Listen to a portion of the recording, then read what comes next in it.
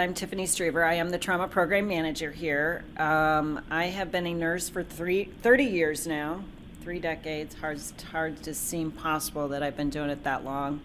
Love it as much today as I did when I graduated from nursing school in 1985. I have been doing emergency trauma nursing for over 20 years. So out of my 30-year career, with the exception of 18 months, I've either been in ED, trauma, or critical care. So clearly I am an adrenaline junkie. Totally admit it. It is not uncommon for me to be in the trauma bay in my heels and suit doing patient care, because you may take me out of the trauma bay, but you're never going to take the ED nurse out of me. In my spare time, I am a lieutenant colonel for the 161st Air National Guard, where I do all the training for our medics and sustainment training for our medics, physicians, and nurses. And then I also sit on the National Board of Directors for the Emergency Nurses Association. So I'm busy, to say the least. And we are going to talk about trauma triage, where EMS and hospital criteria can intersect. So let's play a game. So everybody got a piece of paper, numbered 1 through 4. I want you to answer those 4 questions on that piece of paper. So how much intrusion is there with moderate damage? This is your interpretation. So what would you say moderate damage relates to intrusion? And write it down. We'll just do general intrusion into the vehicle, not into the passenger. So front end damage. What would moderate damage equate to in inches of intrusion? And there's a reason I'm asking these questions. So, okay.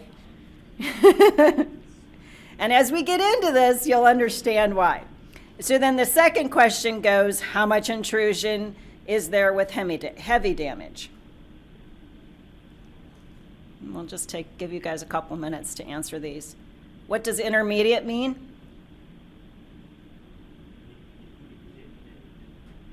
And then what does delayed mean? And there's reasons I'm asking, and as we get into the lecture, we'll refer back to these at the end of the lecture, and we'll kind of have some discussion on why I've asked these questions. Okay. So we're going to talk about START triage. We're going to talk about the field triage criteria, which you guys practice under every day. We're going to talk about trauma activation criteria internally, which you guys got a handout for that, because again, at the end, we're going to use that. And I'm going to kind of go over the components of our patch phone, which kind of refers to what Willie was talking about when we ask you questions. And then review and practice triaging patient scenarios. So we're going to do some fun stuff. So this is clearly a very interactive lecture, and I have treats. So, all right. So START triage. The START triage is supposed to be used when there's a mass CAS incident. That's where the term intermediate came from. Was the START triage. It's used with the military, it's used in disaster scenarios. Intermediate means I have an issue in airway, breathing, circulation, or disability. If you look at the trauma triage criteria, I could have a GCS of 10 and be activated at a different level than if I have a blood pressure of 70. So using the term intermediate really doesn't provide a lot of information on what we need on our side of the house. Yes?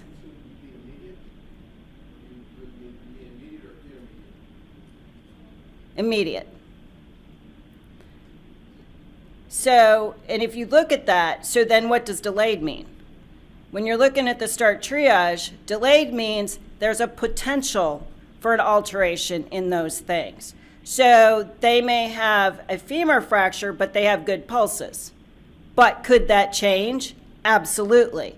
So when we're using those terms, it's helpful to be thinking in the same pathway. So as, again, I'm going to refer what to Willie said earlier when he was introducing me. We want to provide the best care and the best resources for that patient once they hit the door. But we don't want to overstress the system. So if I get a call that says I'm expecting 3 immediates, well, are those 3 immediates with airway issues and I need 3 anesthesiologists and I need 3 OR teams? Or are those 3 intermediates that may have, an altered GCS, which is a completely different mode? And clearly I don't do fire, nor do I claim to do fire, but it would be, do I have a trash can fire in the first grade classroom, or do I have a 6-story building on fire? Same principle. I want to make sure that I have the best resources, the appropriate resources for that patient when they hit the door. So when we ask questions, it's not that we're doubting what you guys are doing. It's clearly we want to provide the best care for that patient. And I talk with my hands and I usually move. So being behind this podium is really hard for me. So I'll say that up front. So when we look at this START triage, are they able to walk? Well, if they're able to walk and talk, if they can tell you their name and where they're at and what's going on, they get pushed to the side, they're agreeing, we don't worry about them. Then we start going down. Do they have a spontaneous airway? Yes or no? The first time you hit a no, that triages them to an immediate, and they've got an airway issue. But again, that doesn't tell me on my side of the house, do they need my trauma team, my OR, my MTP, my blood bank, or do they just need my trauma surgeon and x-ray? So quick look, A, no respirations, B, greater than 30, decreased cap refill or radial pulses, can't follow commands. So A, no respirations, you kind of go to that expectant category and bless you. The middle one is a red. Green, can't walk away, and anybody else is a yellow. It kind of makes it simple. If you're not a red and you're not a green or a black, you're a yellow. All right, so in 2001, the American College of Surgeons and the Center for Disease Control got together a huge group of pre-hospital trauma surgeons, epidemiologists, the people that sit on the background and look at every injury that's recorded and what their injury severity score is, which is what we look at. If I roll here's a perfect example. I drive a Yaris, so I drive a little box. If I'm rolling down the freeway and a semi rolls by me and a big gust of wind and I tip on my side, am I a rollover? Theoretically, but what injuries am I going to have? Probably not too much.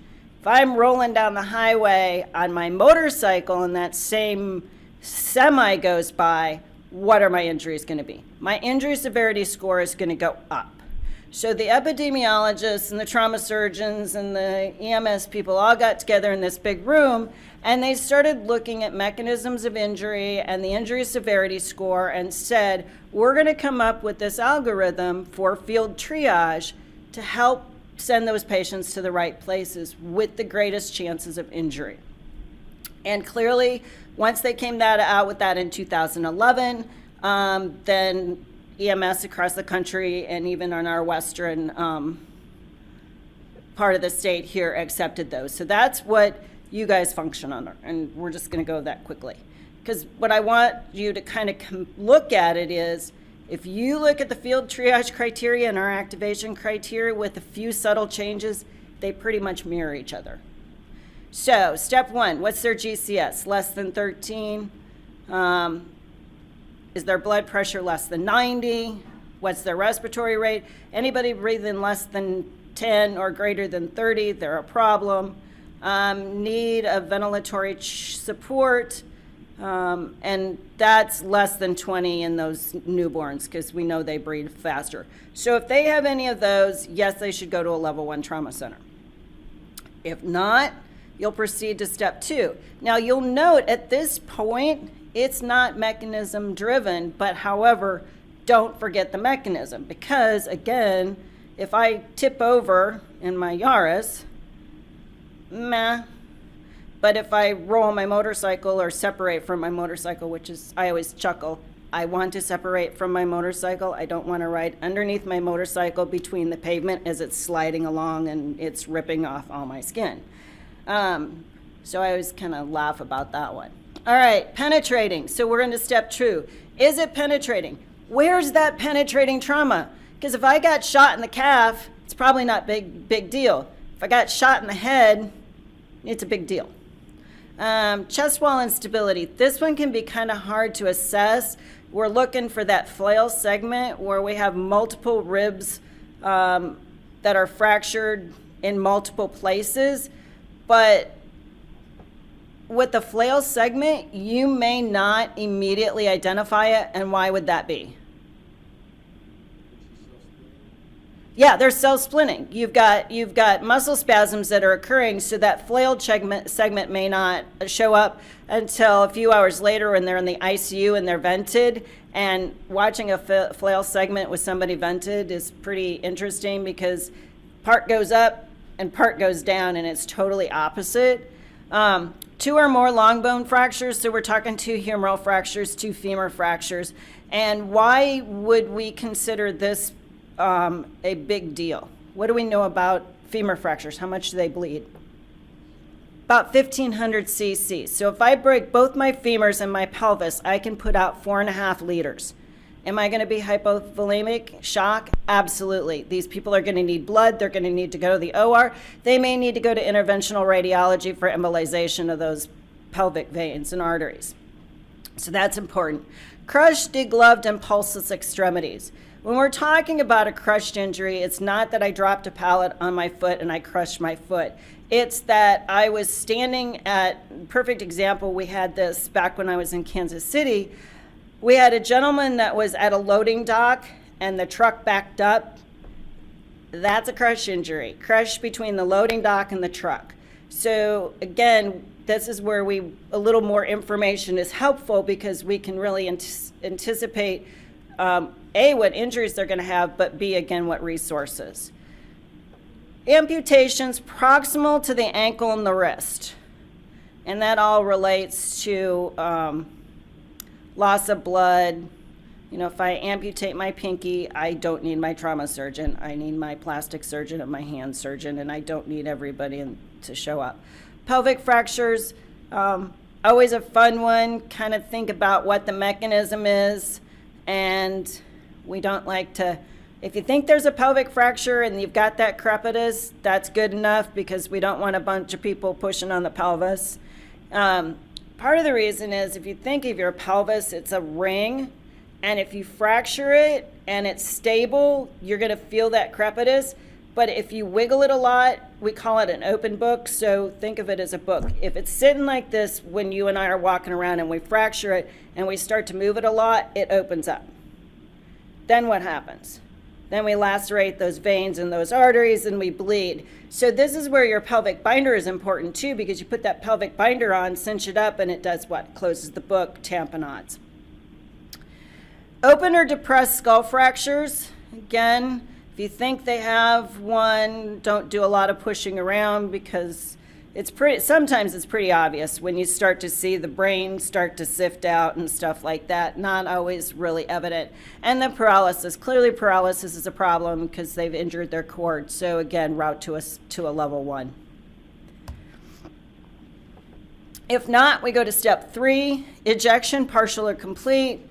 We know that your risk of injury, if you are ejected, even partially or completely, is a bigger potential for death, either in the immediate or down the road. Example was back in Kansas City, we had a football player, Derek Thomas, who was ejected from his vehicle, and he actually did pass, but not until he got to rehab because of the sequelae related to his injuries. Motorcycle crash greater than 20. Clearly, speed makes a difference. If I'm at the stop sign and I tip over because I wasn't holding my bike up, it's different than if I'm rolling down the freeway and crash. Patient run over or significant impact, again, it's at greater than 20 because if I'm in the parking lot and you bump me with the bumper, it's not going to leave as much of a mark as if I'm crossing the street on Bell and 83rd and get whacked. So again, if yes, go to level 1. If not, go to step 3B. These are where they start to get. So adult greater than 20 feet, children greater than 10 or 2.5 times their height. So the 6-month-old that falls off the counter, whacks their head. Intrusion, greater than 18 inches into any portion of the vehicle or 12 inches on the side of the passenger. What do we know about vehicles today? They are made to crush. But that being said, if I'm the passenger and I'm T-boned or get lateral impact and it goes 12 inches into my side, I'm going to be significantly injured. Death in the same compartment. Why is that important? The force isn't enough to kill somebody in that vehicle. Chances are everybody else is going to be injured as well. Auto versus ped or auto versus bike, less than 20 miles an hour, you may have some injury just because of the mechanism.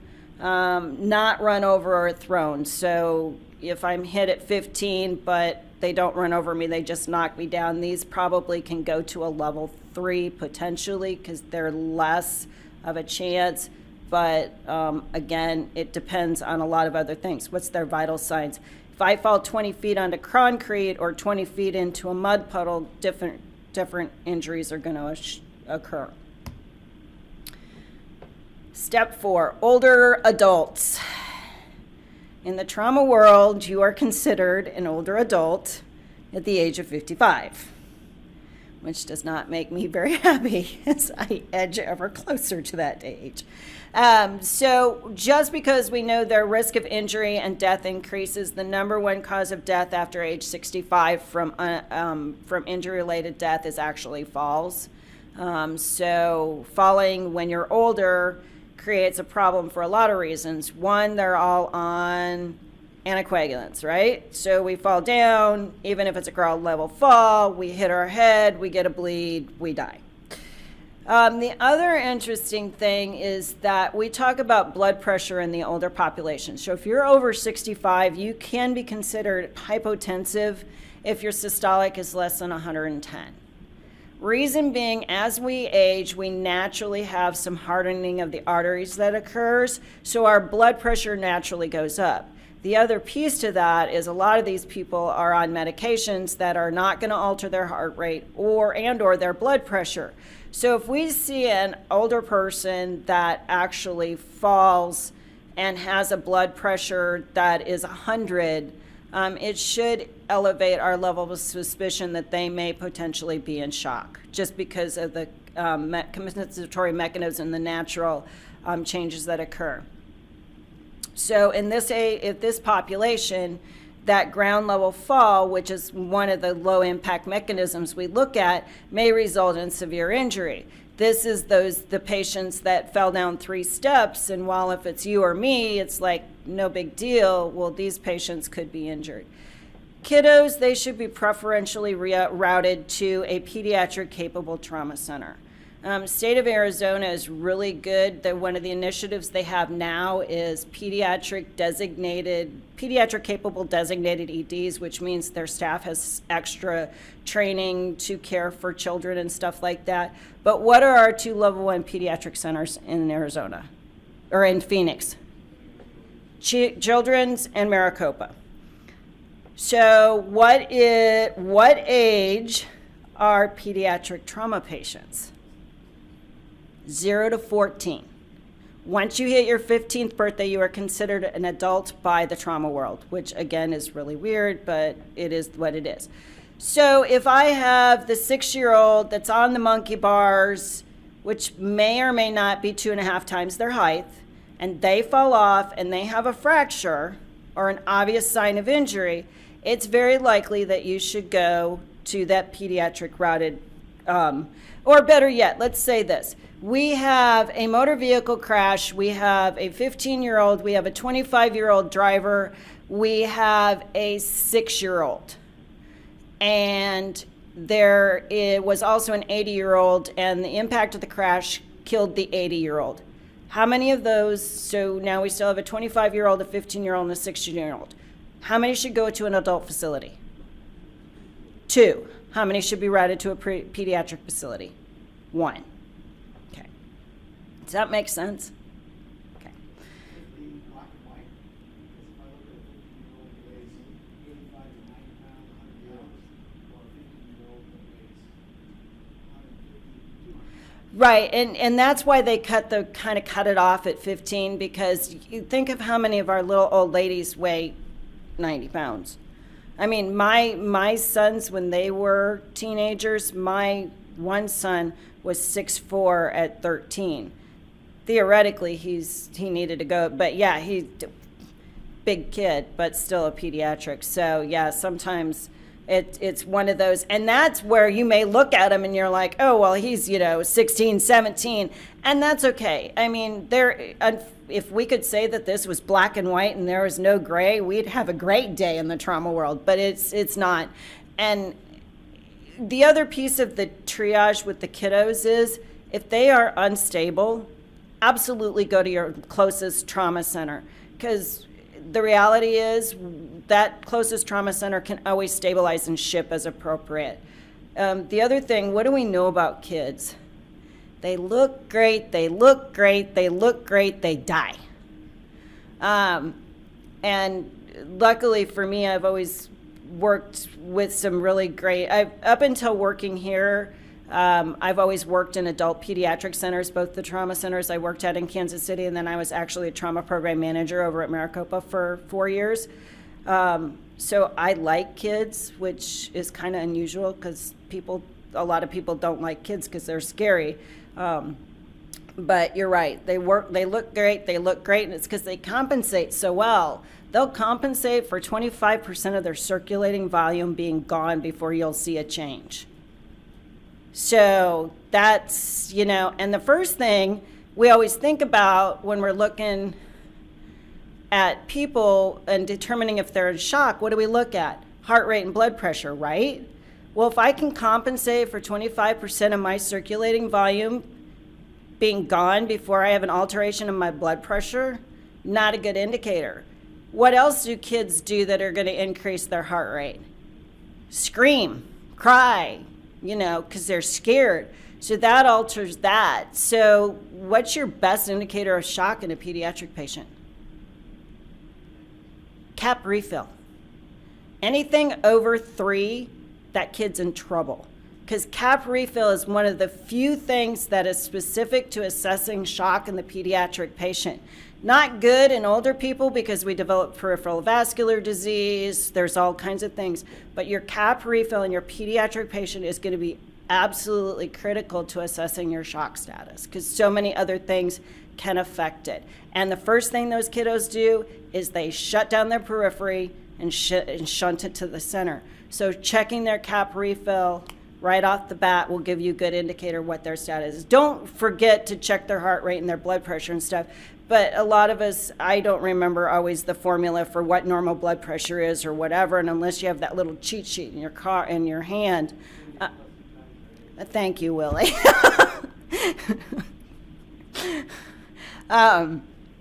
Just cap refill will give you a lot. And then what's their mentation?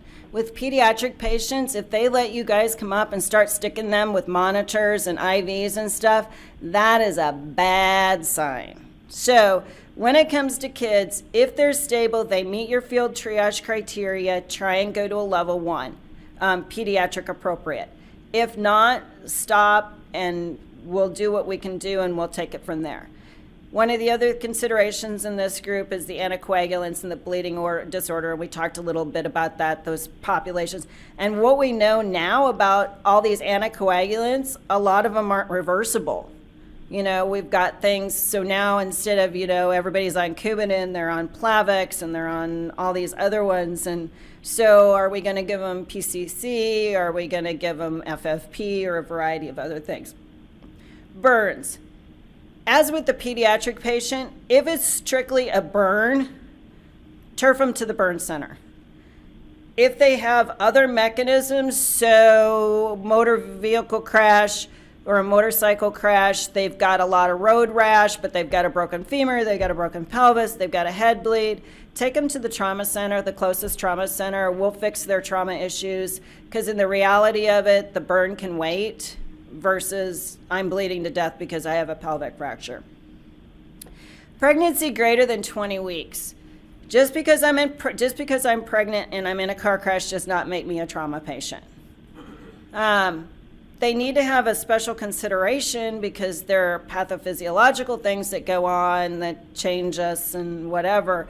But, was it a motor vehicle crash at a high rate of speed? There's 18 inches of intrusion, and she's complaining of abdominal pain. Ding, ding, ding, patient needs to go to a trauma center. The interesting thing is that there's two big sequelae we see with motor vehicle crashes, especially in the late third trimester, and that is premature labor. That's the number one complication we see. But we also see placental abruption. And what makes that interesting is most trauma centers will monitor the pregnant patient late third trimester, especially after a motor vehicle crash, for 24 hours. Usually a placenta abruption doesn't occur until about 48 to 72 hours, so it's very much of a delayed onset. So there's a lot of literature going on and research to determine if these patients need to be kept a little longer. And then it always comes down to EMS judgment. I mean, what do you think? Sometimes we see that car that doesn't look that bad, or that fall didn't seem that bad, but something just doesn't smell right. And usually if it doesn't smell right, it's probably not right. When in doubt, transport to a level 1, and of course pediatric trauma, going to that pediatric capable facility first if at all possible.